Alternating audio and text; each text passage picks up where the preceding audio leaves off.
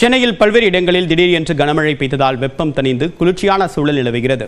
சென்னையில் நகரின் முக்கிய பகுதிகளில் காலை 9 மணி முதல் திடீரென்று கனமழை பெய்தது. குறிப்பாக வடபழனி, வேளச்சேரி, நுங்கம்பாக்கம், கோடம்பாக்கம் ஆகிய நகரின் முக்கிய பகுதிகளில் கனமழை பெய்ததால் பணிக்கு சென்றோர் சிரமம் அடைந்தனர்.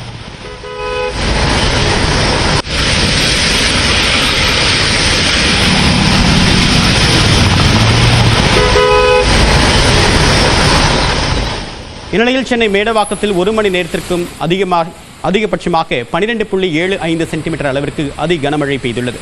இதேபோன்று நெற்குன்றம், ராஜா அண்ணாமலைபுரம், வளசரவாக்கம், சாலிகிராமத்தில் தலா 7 சென்டிமீட்டர் அளவிற்கு மிக கனமழை பதிவாகியுள்ளது. பாரிமுனை, நுங்கம்பாக்கத்திலும் 1 மணி நேரத்தில் மிக கனமழை பெய்திருப்பதாக சென்னை மாநகராட்சி தெரிவித்துள்ளது. சென்னை மேடவாக்கத்தில் வெளுத்து வாங்கிய மழையின் காரணமாக பல்வேறு பகுதிகளில் மழைநீர் குளம் போல் தேங்கியது. இதனால் வாகன ஓட்டிகள் கடும் சிரமம் அடைந்தனர். இதைத் தொடர்ந்து மெட்ரோ ரயில் ஊழியர்கள் சிறிய மோட்டார் மூலமாக நீரை அகற்றக்கூடிய பணியில் ஈடுபட்டனர்.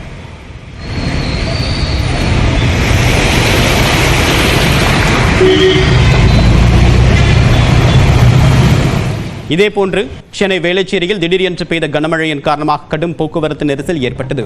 ஏராளமான வாகன ஓட்டிகள் மழையில் நனைந்தபடியே அலுவலகம் சென்றதை காண முடிந்தது.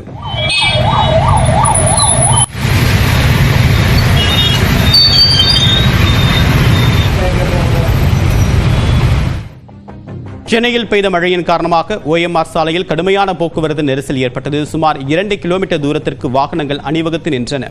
இதனால் பழைய மகாலிங்கபுரம் சாலையிலும் செல்லக்கூடிய வாகன ஓட்டிகள் கடும் அவதியடைந்தனர். ஆம்புலன்ஸ் உள்ளிட்ட வாகனங்களும் நெரிசலில் சிக்கிக் கொண்டன.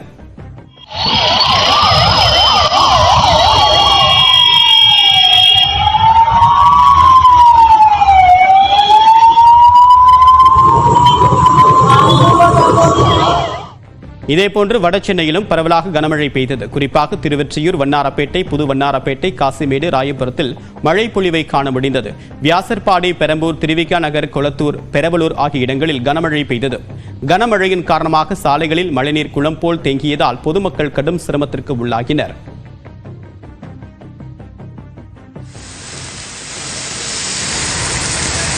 இதேபோன்று மதுரவாயில், போரூர், ஆலப்பாக்கம், வளசரவாக்கம், ராமாபுரம், வானகரம், காரப்பாக்கம் ஆகிய பகுதிகளில் கனமழை பெய்தது. சுமார் 1 மணி நேரம் பெய்த கனமழையால் மதுரவாயில் மற்றும் ஆலப்பாக்கம் பிரதான சாலைகளில் மழைநீர் பெருக்கெடுத்து ஓடியது. இதனால் வாகன ஓட்டிகள் கடும் சிரமத்திற்கு ஆளாகினர்.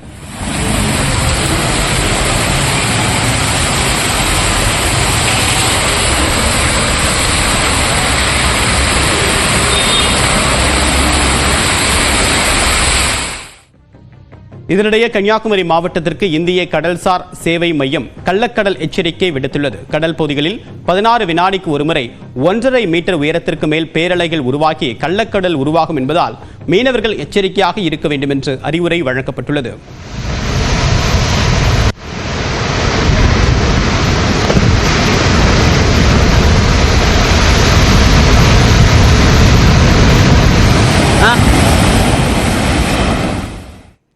சென்னையை குளிர்வித்த திடீர் கனமழை இன்று முழுவதுமாக நீடிக்கும் என்று வானிலை ஆய்வு மையம் கணித்துள்ளது.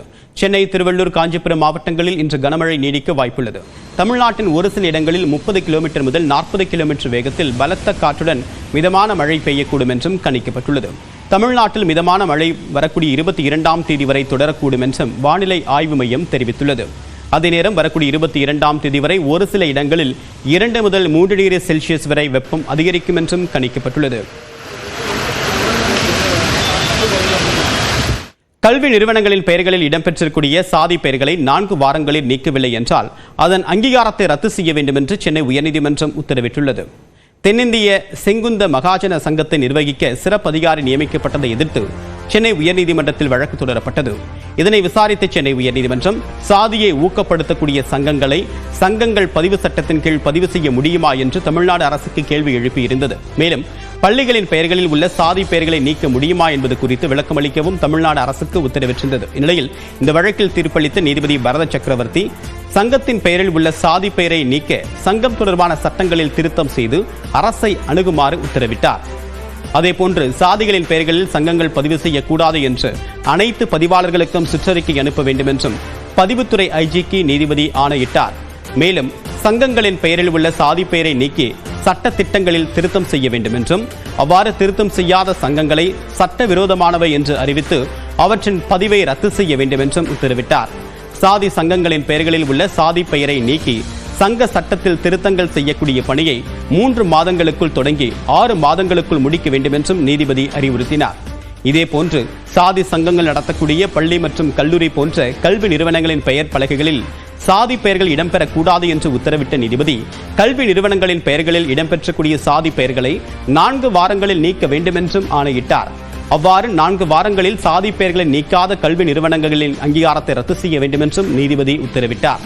அதேபோன்று அரசு நடத்தக்கூடிய கள்ளர் சீர்திருத்த பள்ளி, ஆதிதிராவிடர் நலப்பள்ளி போன்ற பெயர்களை மாற்றி அரசு பள்ளி என்று பெயர் சூட்டவும் நீதிபதி ஆணையிட்டார். பள்ளி பெயர்களில் நன்கொடையாளர்களின் பெயர் மட்டுமே இடம்பெற வேண்டும் என்றும் அவர்களின் சாதி பெயர் இருக்கக்கூடாது என்றும் சென்னை உயர்நீதிமன்றம் உத்தரவிட்டுள்ளது.